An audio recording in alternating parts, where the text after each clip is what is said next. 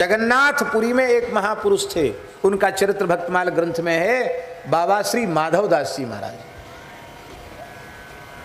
विनय व्यास मानो प्रकट हुए, जग को हित माधव कियो। नाभाजी ने उनका स्मरण किया। प्रकांड पंडित थे, बहुत बड़े विद्वान थे। और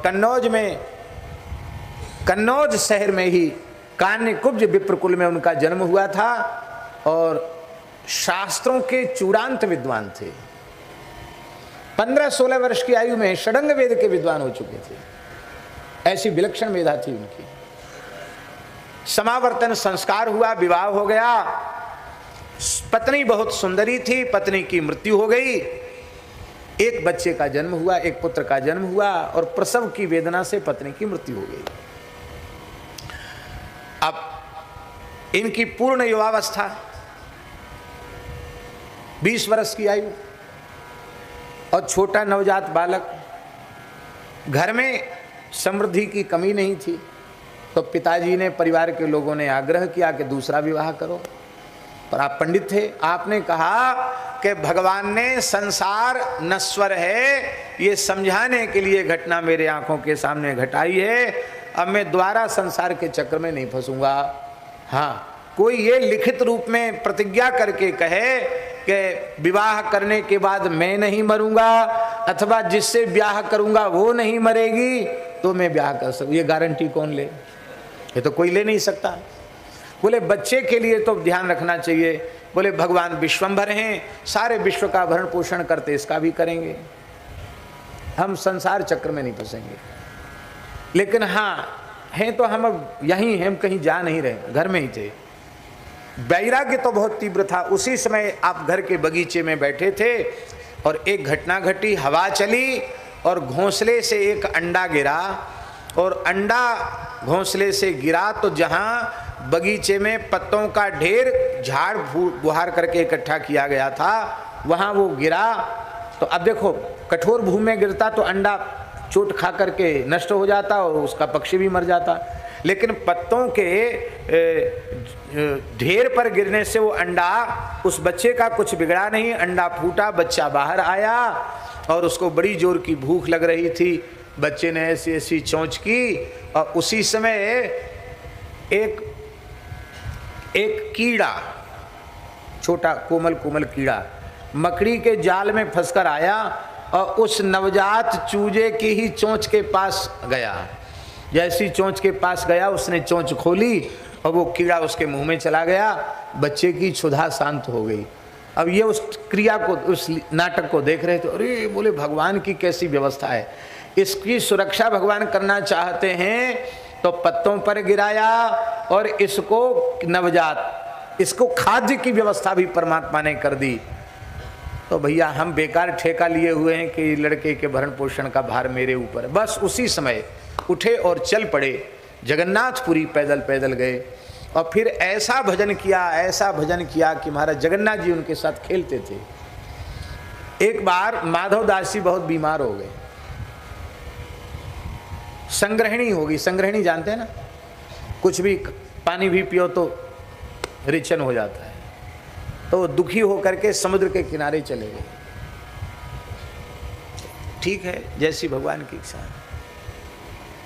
अब वो वहीं मलमूत्र होने लग गया तो साक्षात जगन्नाथ भगवान आए, कोई छद्मवेश में नहीं, साक्षात स्वरूप में जगन्नाथ जी पधारे और भगवान जगन्नाथ अपने हाथ से उनके मलमूत्र में सनी हुई लंगोटी को, अचला को धोने लग गए और उनको स्नान कराने लगे।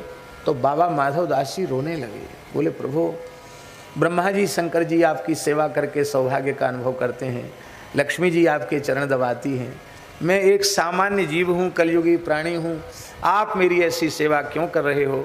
भगवान ने कहा कि देखो, हम अपनी नाक बचाने के लिए, अपनी इज्जत बचाने के लिए सेवा कर रहे हैं, क्योंकि तुम सब कुछ त्याग कर केवल मेरा आश्रय लेकर मेरी शरण में आए हो और तुम इस प्रकार से मलमूत्र में सने हुए पड़े रहोगे तो मेरी बदनामी होगी।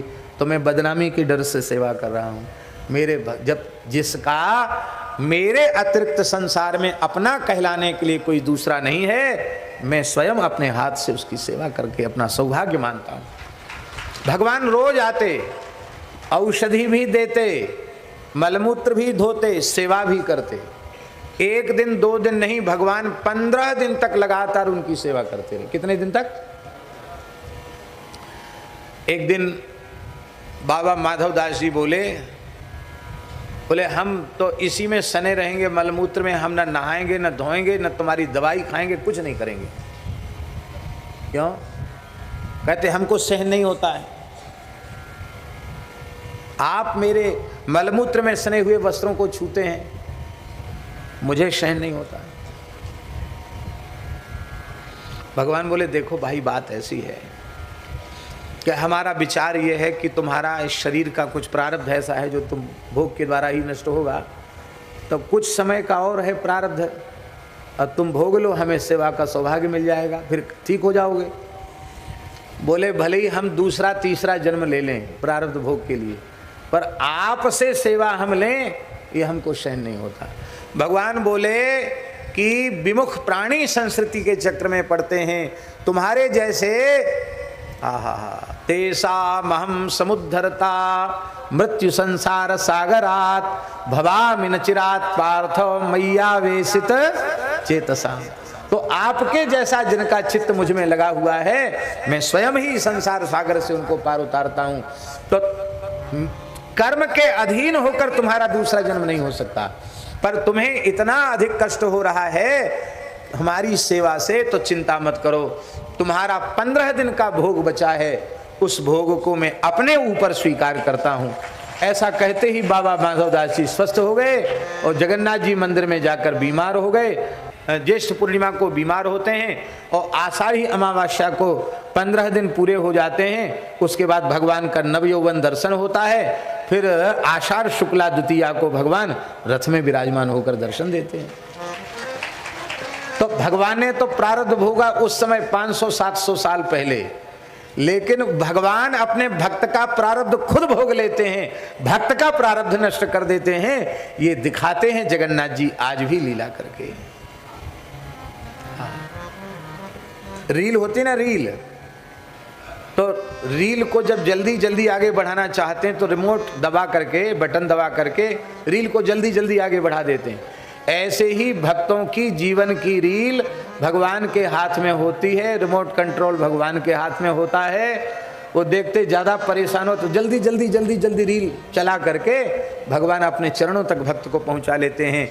ये रियायत केवल भक्तों को मिलती है और किसी मार्ग के साधकों को नहीं मिलती है। ये भक्ति मार्ग की विशेषता है। भगवान इस प्रकार से भक्त के ऊपर कृपा करते हैं और भक्त का वह शरीर अंतिम शरीर हो जाता है, भक्त का वह जन्म अंतिम जन्म हो जाता है। वो खुद भी तरते हैं और न जाने कितने जीवों को तार देते हैं। बोलो भक्त वत्सल भगवान की। भक्तों की दीनता,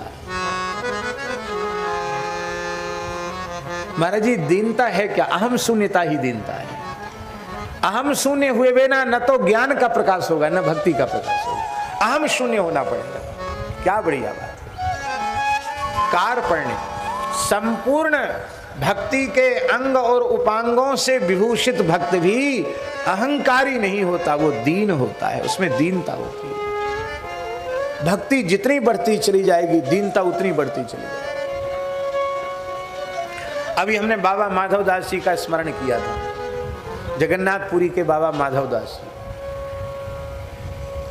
एक दिग्विजयी महारथी पहुंचे काशी। काशी के पंडितों ने कहा कि इस समय धरती के सबसे बड़े विद्वान बाबा माधवदास जी हैं, वो विजय पत्र लिख दें तो काशी पराजित समझो। वो सीधे पंडित सम्राट काशी से आया महारथी जगन्नाथपुरी। बाबा बहुत तितिक्षा पूर्वक रहते थे, द्रव्य का धातु का स्पर्श नहीं करते थे। अब मधुकरी मांग के, रोटी मांग करके ब्राह्मणों के घर से भिक्षा मांग लेते थे, उसी से गुजारा करते बाबा माधवदास। पंडित आया, बोले शास्त्रार्थ करो हमसे। उन्होंने कहा ये सब काम हमने बहुत पहले छोड़ दिया है, हम राम राम करते हैं, हमारे पास अवकाश नहीं है। अरे बोले कैसे अवकाश नहीं है? काशी के पंडितों ने भेजा है आपके पास हमको, आप बहुत बड़े विद्वान हैं, शास्त्रार्थ कीजिए। और नहीं तो हमको विजय पत्र लिखिए। तो बड़े अरे भाई विजय पत्र तो हम अभी लिख देते हैं। तो बोले ऐसा है कि अब हम लिखेंगे तो हमारा भजन छूटेगा, तुम खुद लिख लो, जो भाषा लिखना हो उसे लिख लो। उसने संस्कृत में लिखा कि मैं आया और बड़ी जोर का शास्त्रार्थ हुआ और ये कहीं भी मेरे सामने शास्त्रार्थ में ठहर नहीं पाए और अंत में मैं इनसे हरा, मैं अपनी पराजय स्वीकार करता हूँ। पूरा उसने संस्कृत में खर्रा लिखा, मैं अपनी पराजय स्वीकार करता हूँ। और नीचे हस्ताक्षर, बोले यहाँ हस्ताक्षर करो। तो उन्होंने अपना नाम लिख दिया, बाबा ने हस्ताक्षर कर दिए। बोले अच्छा हुआ, फांस कटी, छुट्टी हुई। अब वो गया पंडित काशी, क्योंकि काशी के पंडितों से भी विजय पत्र लिखवाना है। तो वहाँ काशी की पंडित सभा को एकत्रित किया, सब पंडित विद्वान इकट्ठे हुए। उन्होंने कहा कहो बाबा माधवदास जी से। हाँ बोले हुआ। अरे बोले क्या कहाँ ठहरने वाले मेरे सामने। थोड़ी देर में चारों खाने चित्त हो गए। उन्होंने देखो खुद अपने हाथ से चिट्ठी लिखी है, ये उनका हस्ताक्षर है।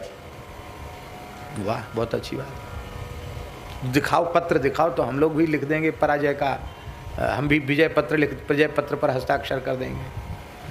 वो जगन्नाथ जी की लीला, वो जितनी भाषा लिखी थी सब उलट गई।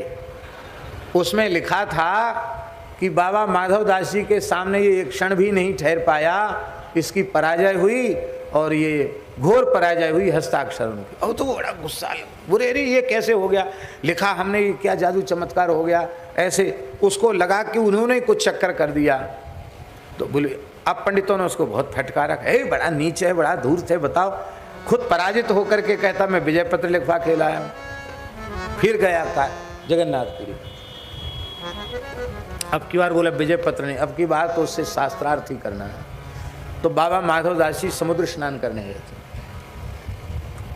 और ये क्रोध में भरा हुआ वहां पहुंचा। तो उनकी कुटिया पे पहुंचा तो साक्षात बलभद्र महाप्रभु और जगन्नाथ महाप्रभु गौर श्याम बटुक विद्यार्थी के रूप में, ब्रह्मचारी के रूप में भगवान मिले। कहो पंडित जी, अरे बोले तेरे गुरु से शास्त्र, अरे बोले तमीज से बोलो, क्या बोल रहे हो मेरे गुरु से। अरे गुरु जी से पीछे शास्त्रार्थ करना, पहले हम उनके बटुक विद्यार्थी, हमसे तो कर लो शास्त्रार्थ। तो खेल, भगवान तो भगवान ठहरे। भगवान कृष्ण बलराम ने दोनों को हरा दिया, पंडित को हरा दिया। अब हरा दिया और शर्त क्या रखी कि जो हार जाएगा उसका मुंह काला करके गधे पे बिठा के उसकी शोभा यात्रा निकाली जाएगी। पंडित जी हार गए और पंडित जी के मुंह पर कालिख पोत करके और गधे पर बिठा करके, भगवान तो बालक के छद्मवेश में थे और सब जगन्नाथपुरी के तमाम बालक हुल्लू कर रहे थे, धूल फेंक रहे थे, पत्थर फेंक रहे थे। और श्री बाबा माधवदास जी महाराज वे स्नान करके समुद्र से आए तो उन्होंने कहा कि अरे शास्त्रार्थ महारथी जी को क्या हो गया, ये गधे पे बैठ के मुँह काला करके घूम रहे हैं। तो उन्होंने खड़े होकर देखा तो उनकी नज़र से भगवान छिपे नहीं, वो पहचान में आ गए कि ये बलराम जी हैं, ये जगन्नाथ जी हैं। सो उनका वात्सल्य भाव था, थोड़ी कड़ी नज़र से भगवान को देख, भगवान भाग गए वहाँ से। आपने अपने कमंडल के जल से पंडित जी का मुंह धोया, बोले हे ब्राह्मण देवता, आप तो भगवान के स्वरूप हैं, मेरे विद्यार्थियों ने, बालकों ने आपके साथ कुछ ऐसा किया, आप क्षमा करना, आप श्राप मत देना।